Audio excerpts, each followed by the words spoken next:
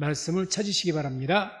빌립보서 4장 10절로 13절 말씀을 같이 함께 봉독합니다. 내가 주 안에서 크게 기뻐함은 너희가 나를 생각하던 것이 이제 다시 싹이 남이니 너희가 또한 이를 위하여 생각은 하였으나 기회가 없었느니라.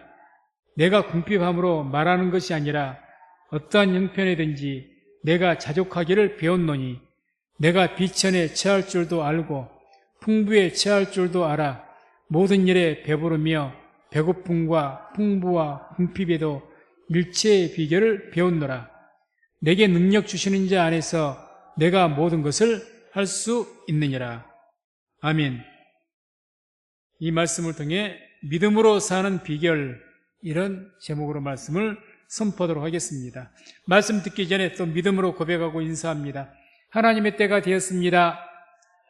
좌우에 돌아보며 인사합니다. 하나님의 구원을 바라봅시다. 하나님의 구원을 바라봅시다. 믿음을 입으로 시인하시기 바랍니다. 그 시인하는 대로 될 줄로 믿습니다. 오늘 말씀은 자신의 삶에 대해서 이제 감옥에 있죠. 그런 삶 때문에 빌립보 성도들이 걱정을 굉장히 많이 했던 것 같습니다. 걱정만 한 것이 아니라 사실 빌립보 교회 내에는 바울이 감옥에 갇힌 것 때문에 또 분란도 있었습니다. 이런 이야기겠죠. 아니, 저렇게 열심히 하나님의 복음을 증거하는 바울이 감옥에 갇힌 걸 보니 하나님 어디 계시느냐? 그 바울도 지켜주지 못한 하나님, 우리 어떻게 믿느냐? 제 상상입니다. 제 생각. 막 그런 사람도 있었던 것 같아요. 그래요. 그런 어떤 논란이 있고 여러 가지로 이제 교회가 어지럽고 좀 복잡하니까 이 빌립보서를 쓰게 된 동기가 된 겁니다. 그 중에 그런 중에도 어떤 분들은 오늘 본문의 10절에 본 것처럼 그래도 바울을 생각하면서 기도하면서 돕고 그렇게 섬겼던 분들이 또 있었기 때문에 내가 그것을 보고 너무 기뻐한다. 그러죠. 사회 가면서 그래도 사역자의 마음을 알아주고 다른 사람들이 뭐라고 하든지 그래도 그 사역자 아픔을 이해해주고 공감해주고 돕는, 얼마나 기뻤겠습니까? 감옥에서 이렇게 내가 기뻐한다 이렇게 말하는 거죠. 아무튼 그러면서 이제 이야기를 하는 겁니다. 그래, 걱정하지 말아라. 나는 뭘 배웠다고 합니까? 모든 일에 자족하는 삶을 배웠다 이렇게 이야기합니다. 자족하는 삶. 그래서 이 자족한다, 쉽게 표현하면 내가 스스로 만족할 수 있는 그런 어떤 비결을 배웠다. 이렇게 어떤 상황이 있든지 간에, 내 감옥에서도 감옥에 있다고 막 괴롭고 낭만이 되고 낙심하고 그런 것이 아니라 이 감옥 안에서도 내가 자족하는 삶을 배웠다. 그러니 걱정하지 말라. 너희도 교회가 어렵다고 해서 그것 때문에 걱정하고 그것 때문에 불평하지 말고 그 안에서 힘든 가운데서도 자족함을 살라. 이런 메시지라고 볼 수가 있습니다. 말씀을 우리가 나누면서 먼저 제가 성도님 질문 한번 해보겠습니다. 우리 성도님들 행복하십니까? 아멘 소리가 되게 적습니다. 행복하십니까? 네. 행복하다. 네. 뭘 하든지 행복하다는 것이 참 중요하죠. 행복하다는 것. 하나님께서도 우리가 행복한 삶을 살기를 원하신 줄로 믿습니다. 하나님께서 우리들이 날마다 징징 짜고 슬퍼하고 분노하고 그런 가운데 살기를 전혀 원치 않으실 겁니다. 행복한 삶을 살기를 원하신다는 거죠. 이렇게 행복한, 또 우리들도 행복한 삶, 이것 때문에 우리가 모든 일을 하는 거죠. 하는 것인데, 이 2024년도 이 세계 행복 지수라는 게 있어요. 한 번쯤 들어봐서 알 수도 있습니다. 143개국을 조사했는데 그 중에서 한국이 76위였답니다. 바로 작년의 일이죠. 76위. 그나마 한 5년 전, 10년 전 그때는 118위였는데 많이 상승을 했어요. 그래서 76위입니다. 대부분 1위에서 5위가 선진국인 줄 알았더니 개발도상국들 못 사는 나라가 1위부터 5위까지, 10위까지 다 차지했어요. 선진국이 없습니다. 없어요. 이상하죠. 또 이어서 2021년 세계 출산율, 요즘 출산율이 참 한국이 가장 문제입니다. 세계적으로 문제인데 한국이 2021년에 235위였답니다. ISO라는 국제단체가 있는데 거기에 등록한 국가가 이제 249개 국가인데 235위. 꼴찌죠. 그래서 2024년에 봤더니 세계에서 가장 낮은 출산율 나라를 10개 국가를 쭉 뽑았는데 그 중에 영광스럽게 우리나라가 3위를 차지했습니다. 세계에서 가장 낮은 출산율 10개 국가 중에서 1, 2, 3등 3위. 그래서 10만 명당 그게 아니고 0.73명.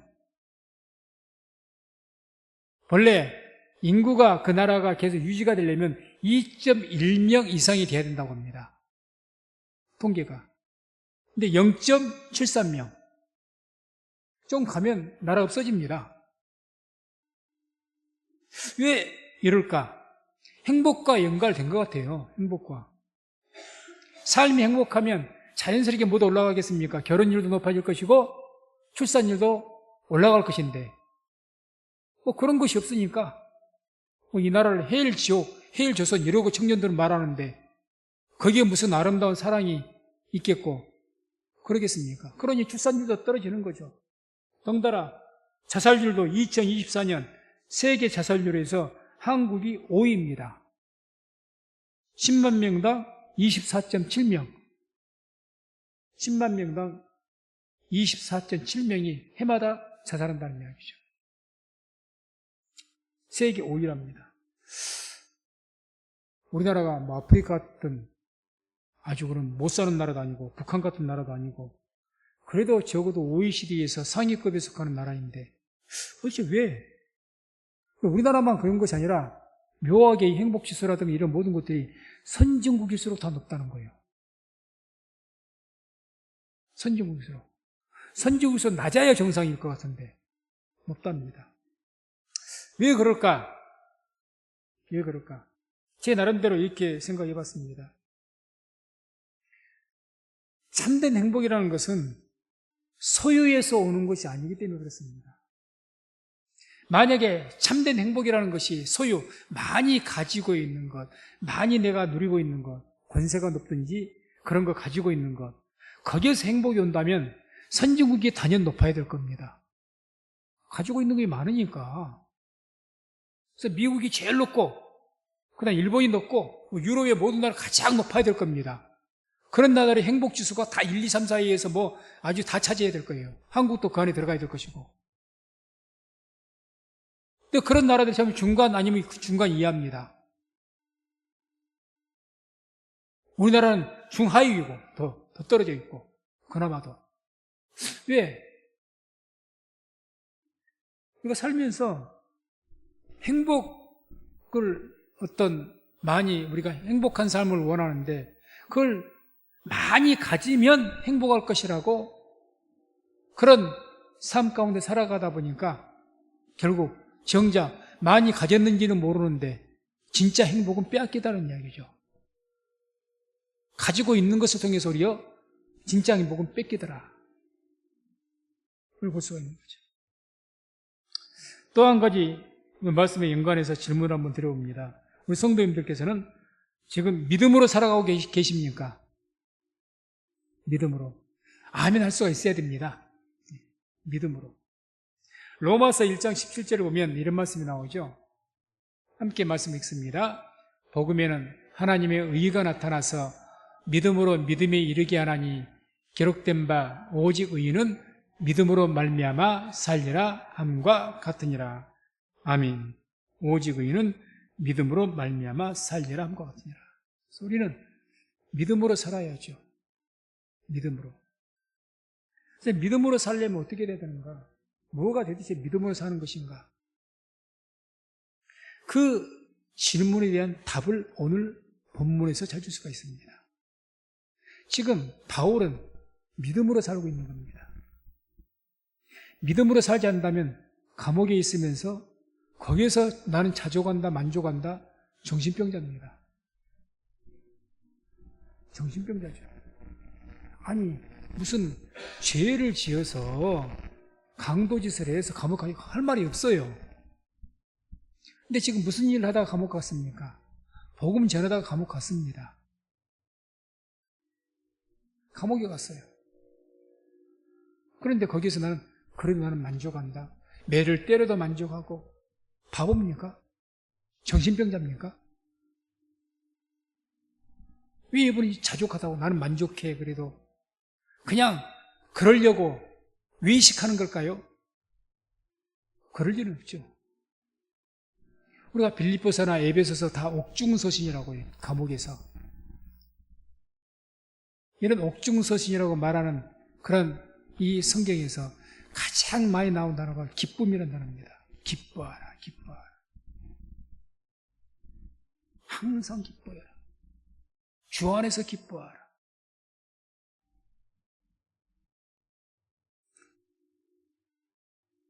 아니, 어떻게 감옥에서 기뻐할 수가 있고 만족할 수가 있죠?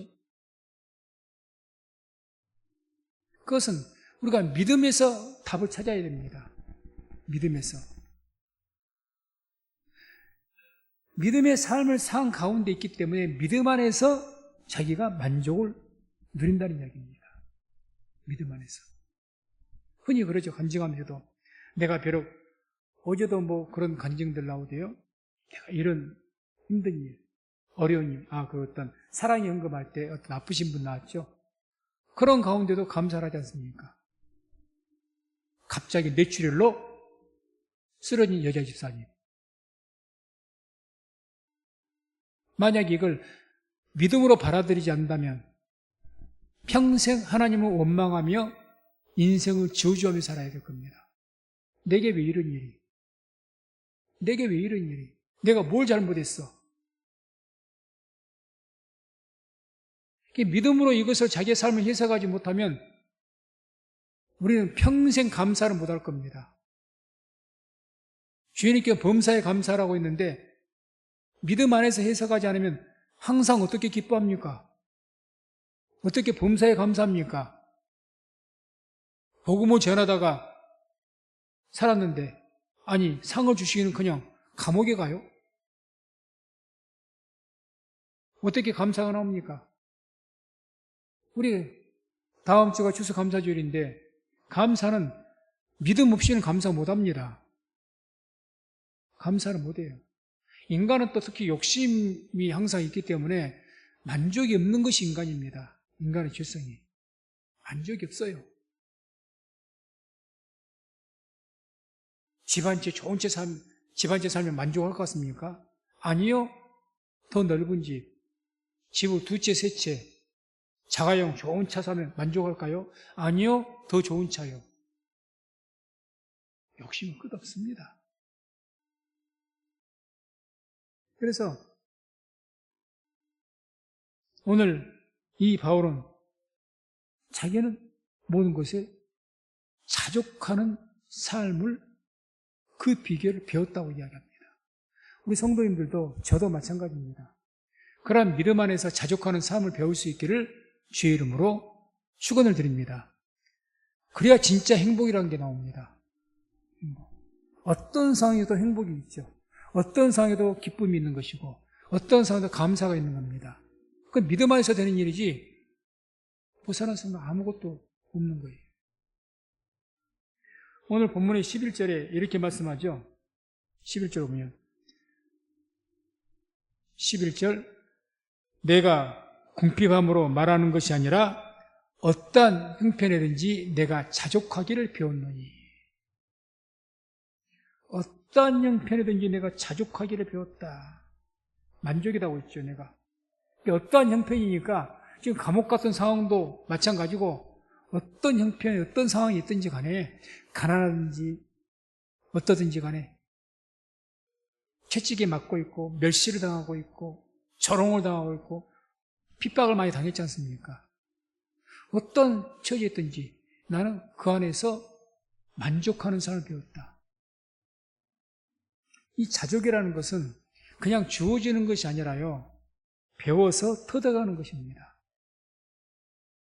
우리도 바울과 같이 자족하는 삶을 살려면 그 주어지는 은사 아닙니다. 믿음을 지키며 살아가면서요, 그 믿음의 실현 가운데 내가 터득이 되어지는 겁니다. 우리가 신앙생활을 쭉 해왔습니다. 그래서 바울 정도까지의 자족은 아니지만 그래도 어느 정도에 다 조금씩은 자족하는 마음을 조금씩은 가지고 있다고 저는 생각을 합니다. 저로에서부터.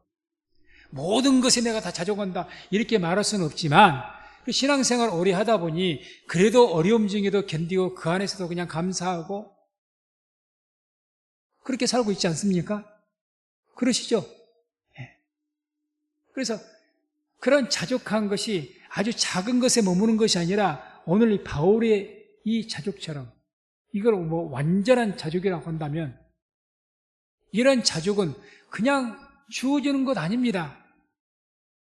여러 가지 시련을 통해서 믿음으로 싸워서 이겨나가고 이런 신앙의 삶의 과정을 통해서 이 자족이라는 것은 배워지고 터득한 거라는 거죠. 바울이 그걸 터득했다는 거죠. 내가 십수년간을 선교일 하면서 그 모진 고통당하고 그러면서 그런 사람 얼마나 말 못할 아픔과 고통과 어려움들이 많았겠습니까? 그러면서 터득이 왔다. 바울도 처음에는 어려움 당하면 왜 고민하지 않았겠습니까? 왜 고통이 없고 눈물이 없고 그렇게 사람이 아니겠습니까? 그런데 그런 주일하면서 그래도 처음에는 그냥 어떤 하나님이 서운하고 하나님 원망스럽고 아니 하나님 나 아시아로 간다고 했잖아요. 왜 유럽으로 가라고 해가지고 이고생을 시킵니까? 그럴 수 있지 않습니까? 유럽으로 가라고 하신 분이 하나님이셔요. 나를 왜 유럽으로 가서 이 고생을 시킵니까? 이 감옥에 집어넣고 이 난리 치십니까? 얼마든지 자기의 삶을 하나님이 이루시지 않습니까? 저 같은 목회자도 그러죠. 목회가 잘 되면야 뭐 하나님께 서운할 일이 뭐가 있겠어요? 그러니까 잘 안 되면 하나님 저 왜 부르셨어요? 솔직히 그런 마음이 생깁니다. 저도 정말 힘들었을 때 그런 헛소리 들었어요. 아니 하나님 목회한다는 사람들 세고 셌는데 왜 하필 나를 부르셔가지고 왜 저를 여기 부르셨죠?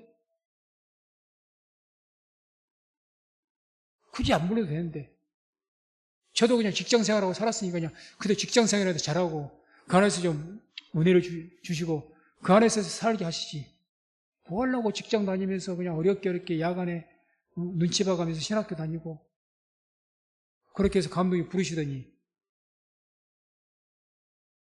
그러면 잘 되게라도 하시지 그럴 수 있지 않겠습니까? 근데 바울은 그런 여러 가지 여러 모양의 삶을 통해서 끝까지 기도하면서 버텨내면서 뭘 배워간 겁니까? 자족하는 삶을 배워간 겁니다. 터득해 가는 거예요. 믿음이 성장했기 때문이죠. 그래서 믿음이 성장한 사람은 자족하는 삶을 압니다. 믿음이 큰 사람은. 예. 시련을 통해서 믿음이 자랐거든요. 그러니까 어떤 형편이든지 그냥 어떤 상황이 갑작스런 내게 환란이 다가와도 흔들리지 않고 내가 그 안에서 만족하는 삶을 사는 거예요. 바울도 감옥이 뭐 예고된 감옥행이었겠습니까? 갑자기 감옥이 됐겠죠. 갑자기. 어느 날 갑자기 뜬금없이 그냥 감옥에 들어간 거죠. 황당했겠죠. 오늘 아침에 새벽에 새벽 기도가 딱 끝나고 일어나자마자 카톡이 띵 하고 올렸어요. 지금 이번 11월 달 강의할 팀 중에 이준호 목사님이라고 그분이 이제 금요일 날 출발을 해갖고 먼저 티켓을 못 얻어가지고 마닐라를 경유해서 가야 됩니다. 근데 이분이 미처 QR코드라고 요즘에는 QR코드를 미리 준비해야 이 통관 절차가 편합니다. 이게 없으면 복잡해져요. 이분이 미처 그걸 준비를 못 한 거야. 그래서 아침에 와갖고 여기 걸렸는가 봐. 당황했죠, 이분이. 카톡이 올라왔어. 지금 어떻게 해야 될지 모르겠다. 꼭 경험 있는 분들은 좀 말 좀 해달라. 그 새벽에 왔어요. 기도하겠습니다. 다행히 뭐 1시간 정도 뒤에 목사님 감사합니다. 기도해 주신 덕분에 잘 됐습니다. 이제 그런 답장을 왔지만. 아니, 선교하러 왔어요. 지금 강의하러. 그러다가 갑자기 생각지도 못하게 그런 일을 겪죠. 이 마닐라에서 몇 시간 또 그 사로 또 노숙을 해야 되고 아주 이제 고초를 겪고 이제 칼리브로 가셔야 되는데, 뭐 작은 일이죠. 우리는 어떻게 되죠? 그러면 성질부터 나죠. 화부터. 그리고 누군가가 이제 그 분노를 쏟아부을 대상을 찾습니다. 잘못 걸린 게 죄죠. 그럼 거기다 쏟아부어버리는 거죠. 왜 그런가? 자족하는 삶을 터득하지 못해서 그렇습니다. 믿는 사람은요, 자족하는 삶을 터득해야 됩니다. 그래서 정말 바울의 수준에 이르기까지 내가 모든 일에, 모든 형편에서 자족하는 비결을 배웠다고 하지 않습니까? 배웠다. 그러니 감옥에서도 자족할 수가 있는 거죠. 감옥에서. 바울은 사실 자족할 만한, 만족할 만한 그런 조건의 삶을 살지 못했죠. 모든 일에. 바울은 자기 소유가 없었습니다. 가족도 없어요. 결혼을 안 해서. 뭐 재물이 있었습니까? 그럼 건강하게나 하셨습니까? 성경 보면요, 가시가 있다고 해서 육체의 가시. 추측이 뭐 눈에 잘 안 보였다고 눈이 안질인지, 요즘 말로 하면 당뇨로 인해서 무슨 눈이 잘 안 보였던지, 또는 어떤 분은 곱추였다. 여러 가지 추측을 합니다만 아무튼 큰 장애, 얼마나 하나님께 그것 때문에 기도했습니까? 하나님, 이 육체 가시 좀 제거해달라고. 하나님께 결국 안 들어주셨지만. 또 바울은요, 정착한 삶을 사는 게 아니에요. 평생 나그네 삶을 살았습니다. 또 나그네 이곳저곳 옮겨다니면서 가는 곳마다 환영하는 삶을 살았습니까? 아니요. 환영받지 못한 삶을 살았습니다. 심지어는 고난과 핍박, 돌로 치고 매로 맞고 멸시당하고 조롱당하고 욕먹고, 이건 뭐 아무것도 아니고 그런 삶을 계속 살아온 분이 바울입니다. 그렇게 봤을 때 바울은요, 만족하다, 내 삶에 만족하다, 행복하다 말할 수 있는 조건은 아무것도 없습니다. 아무것도 없어요. 뒤집어 생각해 봅시다. 우리는 바울과 같은 삶이 아닙니다. 저부터 시작해서. 뭐 어려움이 있어도 바울에 비하면 털 것만큼도 못 미치는 거니까. 모든 것을 가졌어요. 풍족하지는 않지만 뭐 필요 어느 정도 다 굶어 죽을 일도 없고 뭐 당장 큰 문제가 없습니다. 그런데 행복하지 못해요. 자족감이 없다는 겁니다. 감사도 없고 기쁨도 없고, 때는 평안도 쉽게 깨져버리고. 내가 갑자기 병 들어서 일어나? 아니, 차라리 제가 병 들었을 때는 오히려 솔직히 말해서 감사가 나오던데요. 뒤에. 처음엔 놀랐지만. 아니, 아무 문제가 없는데 집안에 그런 문제가 있나? 특별한 문제 없어요. 우리 성도님들, 집안에 무슨 큰 문제 있습니까? 신변에 큰 문제 있습니까? 직장에 큰 문제가 있습니까? 살아가는데 큰 문제가 있으십니까? 그러면 내가 좀 요즘 흔들려서 자존감이 깨져서 기쁨도 없고 우울하다, 뭐 이해를 하겠어요. 그렇지 않는데 왜 기뻐하지 못할까? 이거는 감정의 문제가 아니라 믿음의 문제라는 거죠. 믿음의 문제입니다. 믿음. 중요한 것은 주님께서 항상 기뻐하라, 쉬지 말고 기도하라, 범사에 감사하라. 이것은 너희를 향하신 하나님의 뜻이라고 했죠. 감정적으로, 감성적으로 받아들이면 사람이 어떻게 항상 기뻐합니까? 말이 되는 소리를 해야죠. 믿음을 근거로 해서 하는 겁니다. 믿음. 우리가 하나님을 확실하게 믿게 되면 그 믿음이 항상 기쁨을 불러오게 되고요. 하나님을 확실하게 믿게 되면 범사의 감사를 불러오게 되고요. 하나님을 확실하게 믿게 되면 하지 말래도 쉬지 않고 기도하게 되어 있습니다. 왜 이게 브레이크가 걸리냐? 믿음 문제죠, 믿음. 그래서 이것을 배워서 터득하라고 하는 겁니다. 근데 이것을 뭐 배워서 내가 자족하는 삶을 모든 비결을 배웠다고 하지 않습니까? 배웠다. 본인이 배웠다고 했을 때 그 성도들에게 어떤 말을 하는 걸까요? 당신들도 이걸 배워라 그 말 아닙니까? 지금 본인조차도 이렇게 감사하는데 당신 교회에서 내가 없다고 해서 이 문제를 당했다고 해서 하나님이 계시니 안 계시니 그러지 말아라. 그 이야기죠.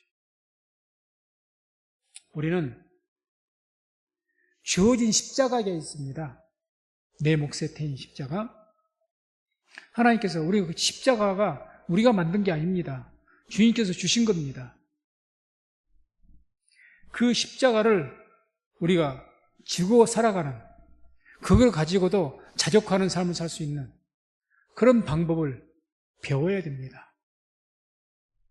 예수 믿는 사람은 십자가가 없는 사람이었고, 예수 믿는 사람은 자기 십자가를 져야 될 겁니다. 그게 주를 믿는 사람입니다. 주님께서는 십자가를 지고 나를 따라오라고 하셨기 때문에. 그래, 그 십자가를 지고도 십자가를 지는 것이 쉬운 일이겠습니까? 그 십자가가 무엇이든지 간에 내게 주어진 직무든지 내 삶의 멍해든지 그것이 혹 내 질병일 수도 있죠.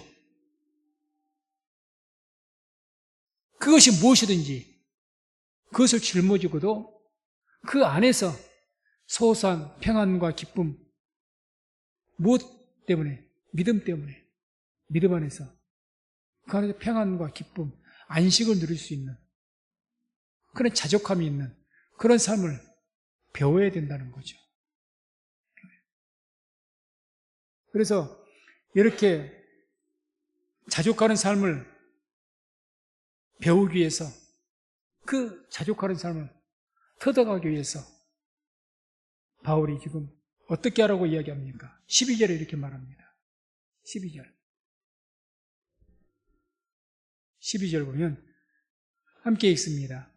내가 비천에 처할 줄도 알고 풍부에 처할 줄도 알아 모든 일에 배부르며 배고픔과 풍부와 궁핍에도 일체의 비결을 배웠노라. 아멘. 내가 비천에 처할 줄도 알고 풍부에 처할 줄도 알아. 우리가 이 자족하는 삶을 터득하기 위해서는 먼저 어떤 상황에 처할 줄 알아야 됩니다. 한마디로 천하고 낮은 삶을 내가 수용하고 받아들일 수 있어야 됩니다. 받아들일 수가 있어야 돼요. 내가 왜 이런 삶을 살아야 돼? 내게 왜 이런 일이 있어? 나는 이런 일이 있으면 안 돼? 나는 아프면 안 돼? 내 자식은 문제가 있으면 안 돼? 내 사업은 문제가 있으면 안 돼? 내 인생에 문제가 브레이크가 걸리면 안 돼? 항상 이 의식들이기 때문에 뭐가 딱 브레이크가 딱 걸리면 바로 불만이 터져 나옵니다. 분노가 일어납니다. 그러나 오늘 말씀은 그런 천하고 낮은 비천에 처할 줄도 알고 그러잖아요. 내가 비천에 처할 줄도 알고. 이게 이제 문법적으로는 수동태인데, 수동태. 내가 그 어떤, 그렇게 되어지면 내 의도가 아니라 누가 비천에 스스로 처하려고 하겠습니까? 그런 일이 사고로 있든지 내 의도와는 관계없이 일어난 일이죠. 그런 일이 있게 되면 그것을 그대로 우리가 받아들일 수 있는 믿음 안에서 하나님의 섭리 가운데 허락하신 일로. 아멘. 하나님께 모든 것을 합력하여 선을 이루시기 때문에 나에게 이런 슬픈 일이 있고 갑자기 어떤 문제가 생겼다.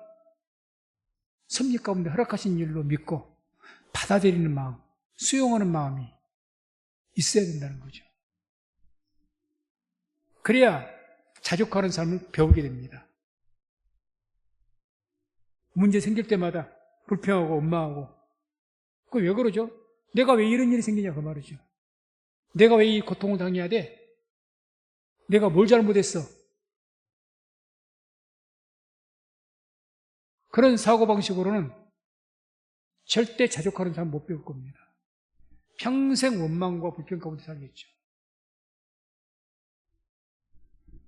흔히 그런 말을 하죠. 피할 수 없거든 즐겨라. 우리 예수 믿는 사람은 특별히 믿는 사람들이기 때문에 믿음의 시련은 피할 수 없습니다. 십자가를 피하려고 하면 안 돼요. 그걸 그대로 받아들일 수 있어야 된다는 거죠. 믿는 자에게는 믿음의 시련이 반드시 따라옵니다. 십자가의 길이 있습니다. 받아들여야 되죠. 근데 내가 수용하겠다 생각하면 상황이 달라지죠. 바울은요, 가말리엘 문화생, 당시에 유대에서 최고의 학부입니다.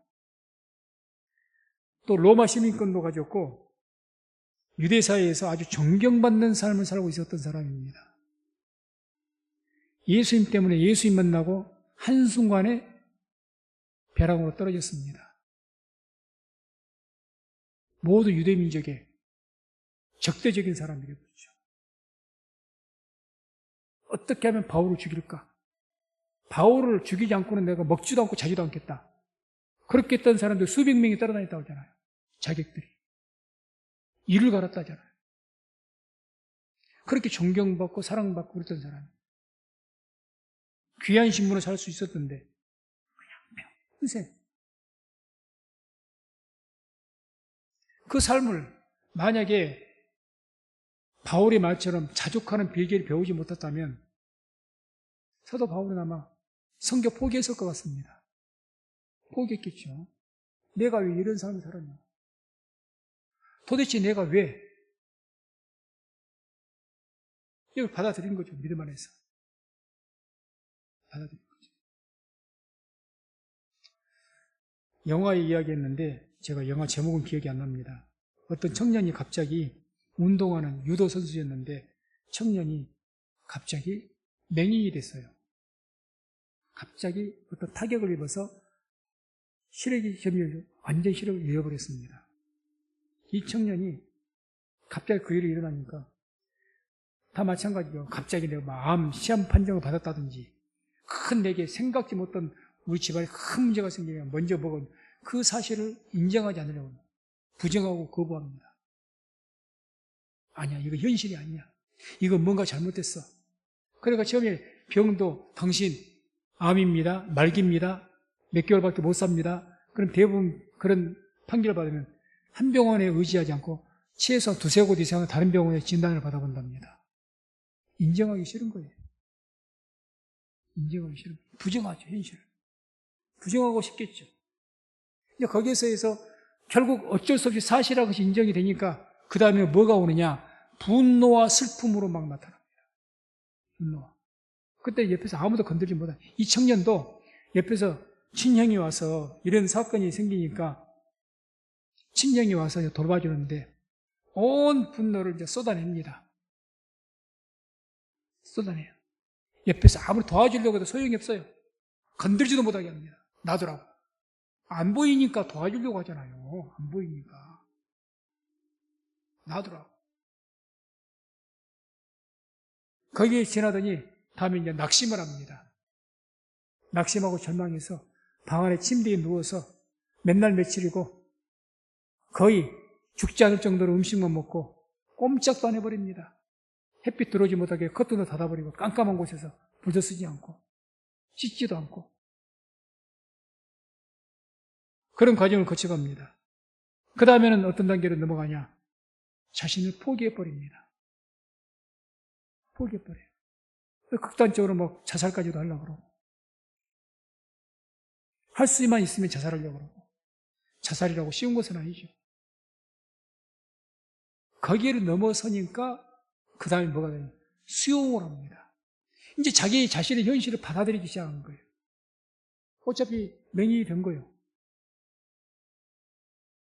나는 정말 그게 싫지만 맹인이 된 거예요. 수용하기 시작하니까 뭐란 줄 아십니까? 이제는 맹인으로서 삶을 살기 위해서 하나하나 그 주위에 자기 집안에 어디에가 뭐 걸림이 있고 뭐가 묻혀갖고 이거를 이제 위치를 알려고 하고 가다마다 다치니까 그렇게 해서 그걸 수용을 하고 적응하는 삶을 살기 시작합니다. 적응이 됐습니다. 적응이 돼서 이제는 맹인들이 가지고 있는 그 지팡이 있지 않습니까? 그걸 가지고 이제는 거의 제2의 눈과 같이 그걸 가지고 물체도 파악하고 소리로서 또 어떤 기운, 바람 이런 것으로서 물체가 가까이 있고 멀리 있는 것을 많이 직감을 하게 되고 거기서 예민해지게 되고 그래서 그 안에서 맹인 가운데 그 뒤에 그걸 넘어가니까 형과 웃으면서 밥도 먹고 또 산책도 나가고 바람도 쐬고 이런 삶을 살더라는 이야기죠. 우리의 믿음의 삶이 그런 것 같습니다. 우리가 믿음으로 살다 보면 갑작스럽게 어떤 일이 생길지 모릅니다. 그래서 우리는 받아들일 수가 있어야 되고 수용해야 되고 거기에 적응할 수 있는 이 훈련을 해야 될 겁니다. 우리 자녀들도 그러잖아요. 우리 자녀들 키우면서 항상 부모 안에만 있어서는 안 되잖아요. 세상에 나가서 혼자 살아야 됩니다. 거기에서 적응할 수 있는 것을 길러줘야 돼요. 길러줘야 됩니다. 그걸 못하면 도태돼 버리죠. 믿음도 마찬가지입니다. 예수 믿는 사람이 이런 믿음의 시련 안에서 이걸 배우고 터득해서 자족하는 삶을 배우지 못하면 믿음에서 자라지 못하고 심지어는 도태될 수가 있습니다. 그러니까 주를 배반하는 거죠. 뒤에는 이제 예수 믿어봐야 소용이 없다 이런 소리 나죠. 또 오늘 말씀에 이렇게 고민합니다. 비천에 처할 줄만 아는 것이 아니라 뒤에 또 어떤 말이 납니까? 풍부에 처할 줄도 알아. 풍부는 좋은 것 아닙니까? 참 성경 이 말씀이 참 기가 막힌 게 이 풍부에 아까는 비천에 처한 것은 수동태로 사용됐어요. 문법상 수동태. 내가 그렇게 그런 일이 당해지는 것이고 여기는 풍부에 처할 줄 아는 것은 능동태로 사용됐습니다. 이게 무슨 말이냐? 네가 부자가 되고 권세를 갖게 되고 높은 위치에 갖게 되면 네가 그것을 잘 살 줄 알아야 된다는 거죠. 쉽게 말해서 돈을 잘 사용해야 되고 너에게 주어진 권력을 잘 사용해야 되고 그 이야기를 해야 되는 겁니다. 왜? 잘못하면 교만으로 빠지고 잘못하면 죄악으로 빠지니까. 솔로몬의 풍부를 잘못 사용해서 죄악의 나락으로 빠진 것 아닙니까? 이게 풍부에 처할 줄도 알아야 된다는 거죠. 제가 그런 의미에서 작년 다니엘 기도에 17일째 간증하는 목사님이 김성은 목사님이셨어요. 탈북자들을 돕는 그런 목사님이셨는데 이분이 이런저런 이야기하다가 이런 말씀을 했는데 그 전체 주제와는 그렇게 딱 맞지 않는 내용인데 흘러가는 말 중에 하나 있어도 보는데 제에게는 그 말이 꽂혔습니다. 돈을 많이 버는 것은 대단히 위험한 일이다 이야기를 했습니다.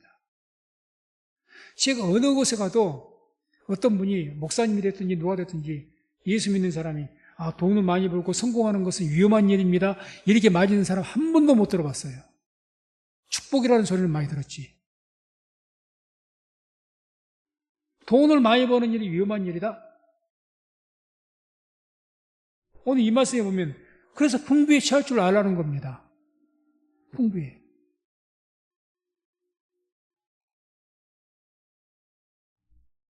그래서 이와 같이 우리는 비천이든지 풍부든지 그것을 비천은 우리가 수용을 해야 되겠지만 그렇죠? 받아들여야 되니까 인정을 해야 되고 받아들이고 그래서 내가 적응하는 삶을 살아야 되겠지만 내가 낮아지고 천해지고 문제가 생기는 것은 풍부에 잘 되는 것은 내가 그것을 잘 사용하고 잘 살 수가 있어야 됩니다. 그걸 배우라는 겁니다. 그게 자족하는 삶입니다. 바울도 고난이 많았지만 기적을 능력을 나타냈던 분 아닙니까? 그래도 추앙받는 데서는 교회 안에서 얼마나 추앙을 받았겠어요. 얼마나 높아졌겠습니까? 그렇게 능력이 많으신 분인데 그렇게 교만하지 못하게, 자고하지 못하게 하기 위해서 하나님께서 바울의 가시를, 육체의 가시를 제거를 안 하신 것 아닙니까? 그 제거해주면 그냥 기고만장하니까. 그래서 우리는 이러한 자족하는 삶을 배워야 비로소 믿음 안에서 승리하는 삶을 살게 될 줄로 믿습니다. 그래서 빌립보서 4장 4절 5절 보면 바로 위쪽에 있으니까 봐보시기 바랍니다만, 주 안에서 항상 기뻐하라. 내가 다시 말하노니 기뻐하라. 너희 관용을 모든 사람에게 알게 하라. 주께서 가까우시니라. 너희가 이런 일들 만나도 주 안에서 항상 기뻐해라. 내가 다시 말하노니 기뻐하라. 그리고 중요한 이야기합니다. 너희 관용을 모든 사람에게 알게 해라. 관용이란 말은 어떤 인내와 온유를 뜻하는 이야기입니다. 모든 사람 인내. 그러니까 너희가 비천에 처하게 되면 너희가 인내해서 그 인내를 알게 하라는 겁니다. 너희가 갑자기 문제가 병이 생겼어? 감옥에 갇혔어? 부도가 났어? 어려움이 생겼어? 거기에서 인내해라 그 말입니다. 그 인내를 누가 알게 해라? 너 주위 사람들 알게 해라 그 이야기입니다. 그게 덕을 끼치는 거죠. 조금 문제 생겼다고 원망 불평하고 그게 덕을 끼치는 거겠습니까? 근심을 끼치는 거지. 그러지 말라. 관용해라. 그런 가운데 인내해서 주위에 덕을 끼치라는 겁니다. 알게 해라. 풍부에 취하면 그런 가운데 교만하지 말고 항상 친절하고 온유하라는 거죠. 온유하단 말이 친절하라 그런 뜻도 되니까. 조금 잘 나간다고 말도 거만하게 하고 행동도 거만하게 하고 그렇게 하지 말라는 겁니다. 항상 겸손한 태도를 잃지 말라는 거죠. 그래 그걸 알게 해라. 이게 믿음으로 사는 겁니다. 뭐가 믿음으로 사는 거냐? 비천에 갑자기 가난해지고 병들고 고통스러웠을 때 거기에서 원망 불평하지 않고 그래도 인내하면서 사는 것. 그것이 믿음으로 사는 것이고요. 갑자기 내가 잘 됐습니다. 하나님의 은혜와 축복 가운데 그런 데서 오만방자한 것이 아니라 그런 중에도 겸손하고 사람을 대할 때 정중하게 친절하게 상냥하게 그렇게 대해서 주위 사람들이 너의 그 믿음을 보게 하라는 겁니다. 그래서 결론적으로 이렇게 자족하는 삶을 본인이 배워서 이 바울은 이렇게 선포합니다. 13절입니다. 13절. 함께 읽습니다. 내게 능력 주시는 자 안에서 내가 모든 것을 할 수 있느니라. 아멘. 이게 내게 능력, 모든 것을 있다. 내가 뭐든지 병도 고치고 다 할 수 있어. 어떤 그런 의미로 하는 게 아닙니다. 그런 의미가 아니죠. 어떤 상황 속에서도 내가 믿음 잃지 않고 살 수가 있다는 것을 강조하는 겁니다. 어떤 감옥에 있어도 나는 내 할 일을 할 것이다. 내 복음 전할 것이다. 내가 병들어도 복음을 전할 것이다. 내 할 일을 할 것이다. 내가 모든 것을 다 할 수 있다. 믿음 안에서. 그 이야기를 하는 거지 이 말씀을 많은 분들이 잘못 오해되게 암송합니다. 내게 능력 주시면 모든 걸 할 수 있다. 파워를 일으키는 것으로. 지금 그 이야기 하는 게 아닙니다. 내가 자족하는 삶을 배워서 그 삶이 결국 내가 그런 자족하는 삶을 배웠기 때문에 비결을 배웠기 때문에 비록 감옥에 있지만 내가 감옥에 있다고 해서 복음을 못 전할 것 같냐? 감옥에서도 내가 주의를 할 것이다. 복음 전할 것이다. 감옥에 있어도 하나님 찬양한다. 내가 모든 것을 믿음 안에 살 수가 있다. 그 이야기입니다. 그렇게 될 수 있는 우리 성도님 되시기를 주의 이름으로 축원을 드립니다. 자족한 삶을 배워야죠. 그래서 저나 우리 모든 성도님들 이러한 바울의 수준에 이르는 자족하는 삶을 배워서 정말 에베소서 6장 20일에 말한 것처럼 우리 주 예수 그리스도를 변함없이 사랑하는 모든 자에게 은혜가 있을지어다 이렇게 말씀하셨는데 변함없이 믿음을 지키시고 주를 사랑하는 그런 삶을 살아가는 저와 우리 모든 성도님 되시기를 주의 이름으로 축원을 드립니다. 기도하겠습니다. 하나님 감사